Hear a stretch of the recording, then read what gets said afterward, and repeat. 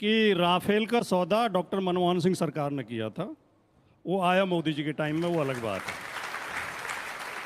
एक मैं आज सोशल मीडिया पे एक कोटेशन पढ़ रहा था, किसी ने लिखी, मुझे बहुत अच्छी लगी, उसे बोल देता हूँ। किसी से संबंधित नहीं है, किसी को टारगेट करके नहीं कह रहा हूँ।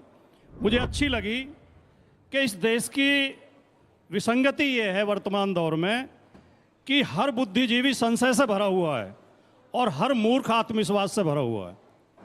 अब मैं बहन जी की बात पे आता हूँ। आपने कहा कि इसका पाकिस्तान लाभ उठाएगा।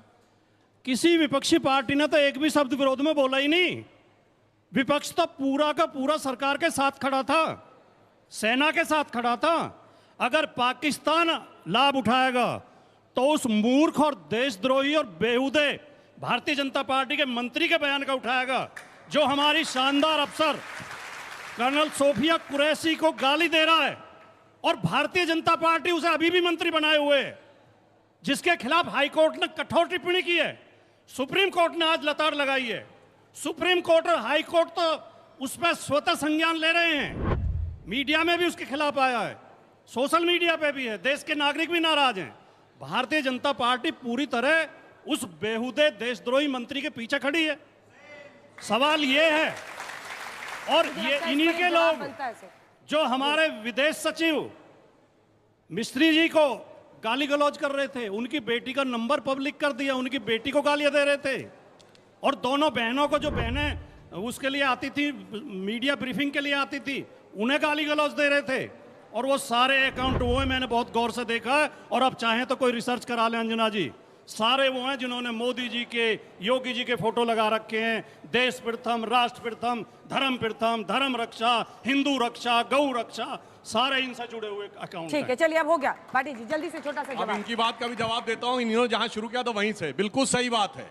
देश का बुद्धिजीवी चिंतित है कि देश के अंदर बैठे हुए लोग देश के खिलाफ ऐसी बातें कर रहे हैं, और बहुत से मूर्ख विश्वास से भरे हुए हैं कि एक दिन मोदी चले जाएंगे, मगर वो विश्वास कभी फलीभूत हुआ ही नहीं। तो जो इन्होंने कहा था ना उतरने की बात, तो मैं एक लाइन कहना चाहूंगा, जो तीसरी बार प्रधानमंत्री बनने को हार कहे और 99 को जीत कह के मदहोश हो जाए, अब उसे मूर्ख कहेंगे या समझदार समझ लीजिए। मेरा प्रश्न नहीं है, मेरी एक टिप्पणी है। मैं थोड़ा सा स्टीयर करना चाहता हूं वापस।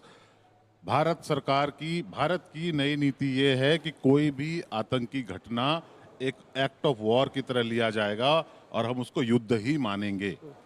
ये बहुत अच्छा मौका था कि हम इस नीति पर बहस कर सकते थे, पर हमने सुधांशु जी और उनकी टीम को ये अच्छा लगेगा कि वो सेना के शौर्य और पराक्रम को उसमें ले आए, ताकि क्योंकि उस पर कोई चर्चा नहीं हो सकती।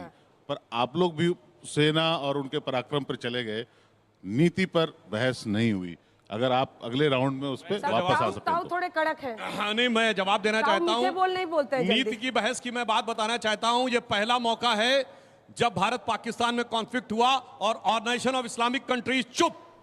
कोई ये उदाहरण बताएं। 7165 हमेशा रिजोल्यूशन हमारे खिलाफ पास। ये पहला मौका है। यूएन सिक्योरिटी काउंसिल, यूएन में कोई रेजोल्यूशन नहीं। 7 दिसंबर 1971 को 100 देशों ने हमारे खिलाफ वोटिंग की थी यूनाइटेड नेशंस में। सोवियत रूस को वीटो करना पड़ा था। याद करिए 1971 में 5 पैसे का टिकट लगाया गया था बांग्लादेश को लेकर, क्योंकि भारत की स्थिति खराब थी। हर सामान पे 5 पैसा एक्स्ट्रा, जैसे आज 5 रुपया लगा दिया जाए, ऐसा हुआ नहीं। किसी ने हमारे ऊपर अटैक करने की बात कही नहीं। अब मैं फैक्ट थोड़ा बताना चाहता हूं, एक चीज जो दर्शकों को समझने।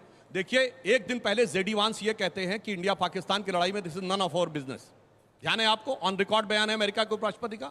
और अगले दिन 24 घंटे में अमेरिका का राष्ट्रपति कहता है कि न्यूक्लियर वॉर होने जा रही थी, हमने रुकवा दिया। ये 24 घंटे में क्या हुआ?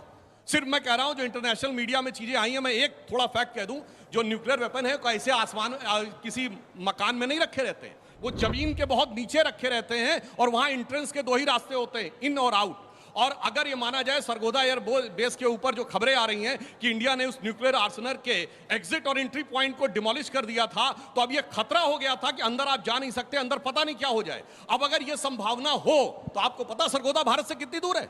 170 किलोमीटर, यानी नोएडा से मथुरा जितना दूर है उतना दूर है। तो कोई ये कहे कि अगर वहां पे न्यूक्लियर डिजास्टर होता तो हमारे ऊपर फर्क नहीं पड़ता, तो ऐसा नहीं। न्यूक्लियर डिजास्टर कोई सरहद के यहाँ पे रुक जाने वाली बात है। इसीलिए मैं कह रहा हूं, बहुत से लोग हैं जो बहुत बुद्धिमान अपने को समझते हैं, पता नहीं कितने मूर्ख है। कौन बुद्धिमान है ये जनता अपने आप तय कर। ये जो ट्रंप ने हमारे युद्ध विराम, जो संघर्ष विराम की घोषणा की, ये हमारी सर्वप्रभुत्व संपन्नता पे हमला है। मोदी जी की नीति पहली बात तो यहां फेल हुई है। तीसरा देश कौन होता है हमारे फैसला करने वाला, हमारी घोषणा करने वाला? दूसरी बात, भारत की नीति हमेशा से ये रही है, चाहे सरकारें बदलती रहीं, चाहे प्रधानमंत्री बदलते रहे, कि कश्मीर के मामले में हम तीसरे पक्ष को स्वीकार नहीं करेंगे। भारत और पाकिस्तान का मसला द्विपक्षीय है, हम दोनों पक्षीय आपस में बात करेंगे। मोदी जी ने गलत नीतियों के कारण और किसी अज्ञात भय के कारण, उस भय का आज तक देश को अभी तक पता नहीं है। क्या डर है ट्रंप से मोदी जी को, कि मोदी जी की घिग्गी बंध जाती है ट्रंप के सामने? गलती से तीसरे पक्ष को इसमें शामिल कर लिया है। देखिए, एक टाइमलाइन आप समझिए, 10 तारीख की रात को अटैक होता है। 1 बजे दिन में पाकिस्तान का डीजीएमओ भारत से संपर्क करने की कोशिश करता है। 3:35 के ऊपर संपर्क होता है। 4 बजे भारत सरकार प्रेस कॉन्फ्रेंस अनाउंस करती है कि 5 बजे प्रेस कॉन्फ्रेंस होगी। 4:35 या 40 मिनट पे ट्रंप का ट्वीट आता है। टाइमलाइन से आपको समझ जाना चाहिए। फिर भी मैं कहना चाहता हूं, अरे भाई, आप तो वो हैं जाके अमेरिका इंग्लैंड में कहे थे, why the defenders of democracy America and England are silent, Bharat में आके हस्तक्षेप करो मेरे भाई। बोले थे कि नहीं बोले थे? क्या बात करने लगते हैं, भूल जाते हैं। बोल देता हूं। चलिए चलिए, मेरा एक सवाल है सुधांशु जी से।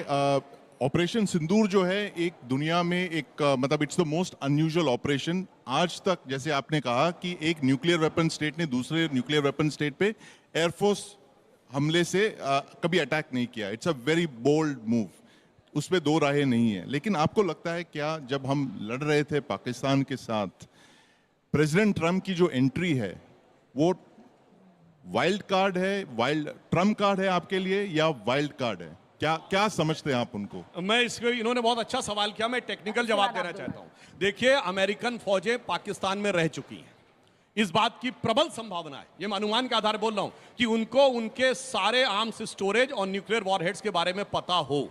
इसलिए और अमेरिकन सैटेलाइट्स की जो पावर है वो चाइना से भी बहुत ज्यादा है। वो ऊपर से आपकी शक्ल पहचान सकते हैं, आपकी कार का नंबर पढ़ सकते हैं। तो हो सकता है उन्होंने कुछ देख लिया हो, और जब पाकिस्तान डिस्टर्ब हुआ हो तो पाकिस्तान ने उनको अप्रोच किया हो कि दद्दा बचा लो, तो फिर दद्दा ने कहा हो बच्चा माफी मांग लो। इस बात की संभावना से हम इनकार नहीं कर सकते। जो ट्रंप की एंट्री आप कह रहे हैं, या अमेरिका की जो एंट्री है, वो इस संभावना काबू है।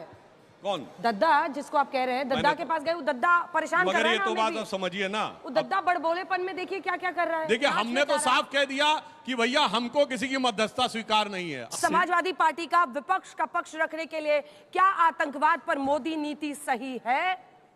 नई नीति। आपका राजकुमार भाटी जी, 2 मिनट का समय शुरू होता है अब। शिकस्ता कश्ती को पार लेके सिर्फ हमारा हुनर गया है, नए खिवैये कहीं ना समझे नदी का पानी उतर गया है। पहला तो ये विषय, जिस विषय पे आप चर्चा करा रही हैं, पक्ष विपक्ष का विषय है ही नहीं। इस पे पूरे भारत के 142 करोड़ लोगों को एक ही पक्ष में रहना चाहिए, हमें अपनी सेना के पीछे खड़ा होना चाहिए, और ये भारत ने दिखाया भी। और मैं भारत सरकार की 2-3 बातों के लिए प्रशंसा करना चाहूँगा, मैंने पहले भी की है, कि एक तो इस ऑपरेशन को नाम बहुत सुंदर दिया, ऑपरेशन सिंदूर, इसके साथ पूरे भारत की भावनाएं जुड़ी। दूसरा, इस ऑपरेशन की जानकारी के लिए 2 बहनों को आगे किया, कर्नल सोफिया कुरैशी और व्योमिका सिंह, विंग कमांडर व्योमिका सिंह। ये बहुत अच्छा उनका निर्णय था। तीसरे, ऑपरेशन शुरू करने से पहले भी सर्वदलीय मीटिंग की, उसके बाद भी सर्वदलीय मीटिंग की, और जिस दिन ऑपरेशन हुआ उस दिन प्रधानमंत्री ने विपक्ष के नेता को बुला के उनसे बात की। ये सारे निर्णय बहुत अच्छे थे। और हमारी सेना का, सुधांशु जी ने कहा कि मोदी जी के नेतृत्व में सेना ने पराक्रम और शौर्य दिखाया है। भारत की सेना